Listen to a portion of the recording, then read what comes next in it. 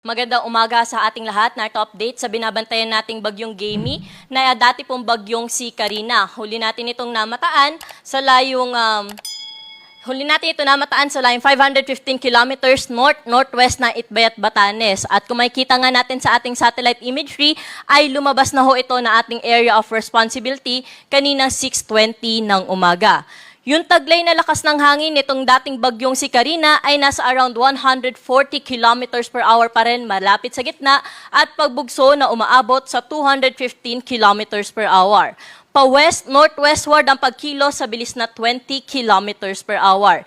At kitang-kita nga ho dito sa ating satellite imagery, no, na patuloy na na-enhance nitong dating bagyong si Karina, itong southwest monsoon o habagat, na magdudulot po ng malawakang mga pag-ulan pa rin sa malaking bahagi po ng Luzon, particular na dito sa may western section ng Luzon. Narito po yung latest track nitong binabagtayan nating dating bagyong si Karina. May kita po natin, no, itong yellow circle, ito po yung areas na posible pa rin makaranas ng bugso ng hangin na dala po nitong bagyong si Karina. At may kita po natin, no, sakop pa rin po nito yung Batanes Islands, kaya meron pa rin po tayong nakataas na warning signal sa area po na yan.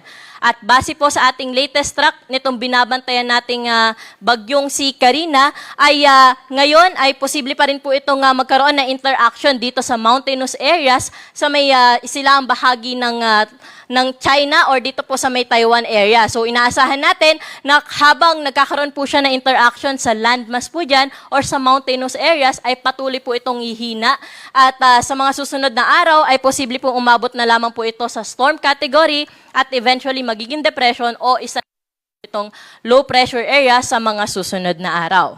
At nabanggit ko nga ho, no, dahil nga malawak pa rin yung sirkulasyon ng bagyong Karina, kaya nakataas pa rin yung ating tropical cyclone wind signal number 1 dito sa Batanes area. Asahan pa rin po natin ang bugso ng hangin sa nabanggit na lugar, dala nitong bagyong si Karina.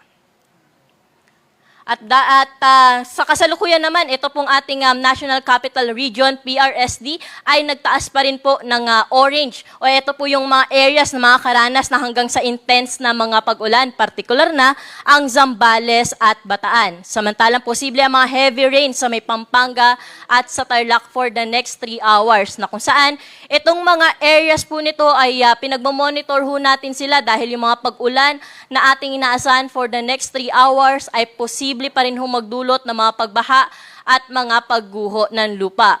Yung ating ibang PRSDs, lalo na po yung ating NLPRSD, ay nag-i-issue rin ho ng mga heavy rainfall warnings po natin sa mga concerned areas po nila. So pwede ho natin itong bisitahin, yung mga information po na yan ay pwede nating bisitahin sa social media accounts po natin sa DOST_Pag-asa at pinopost na nga rin ho natin ito sa ating website.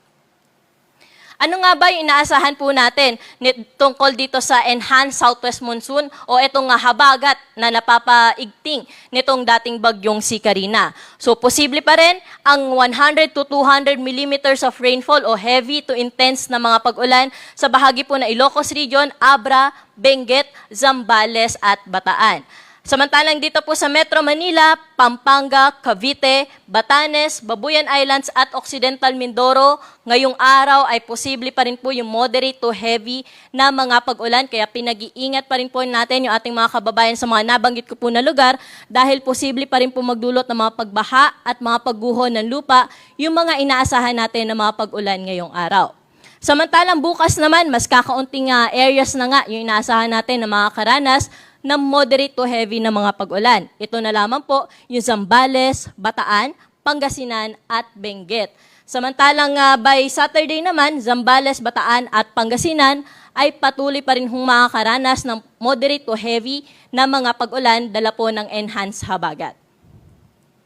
So dahil po dito sa mga naranasan na natin ng mga pag-ulan noong mga nakaraang araw, no? So kahit po mga moderate to heavy na mga pag-ulan, ngayon ay posible na itong magdulot ng mga pagbaha agad sa mga ilang bahagi po, lalo na po dito sa NCR at sa mga karatig probinsya. Kaya pinag-iingat po natin, doble ingat po sa ating mga kababayan dahil nga kapag umulan po ng heavy, mataas na ho ang tsansa na magdudulot na ho ito ng mga pagbaha at mga pagguho ng lupa. Pagdating naman po sa lakas ng bugso ng hangin, inaasahan pa rin po natin na itong southwest monsoon o habagat ay magdudulot ng strong to gale force winds. Ngayon hanggang bukas sa area po ng Batanes, Babuyan Islands, Ilocos Region, Cordillera Administrative Region, Nueva Vizcaya, Quirino, eastern portion ng Isabela, pati na rin po sa buong bahagi ng Central Luzon, Metro Manila, Calabarzon, Mimaropa, Bicol Region, Western Visayas, Negros Occidental at Northern Samar. Samantalang by Saturday naman, umuonte o nababawasan naman po yung areas na makakaranas po ng malakas na bugso ng hangin dala ng habagat po, no? Dahil nga inaasahan natin na patuloy na lalayo at hihina itong bagyong si Karina na nagpapalakas ng habagat. So by Saturday, itong area na lamang ho ng Batanes, Ilocos Region, Zambales, Bataan, Marinduque, Romblon at Kalayaan Islands yung inaasahan ho natin na makakaranas ng bugso ng hangin o malakas na bugso ng hangin dala po ng enhanced southwest monsoon.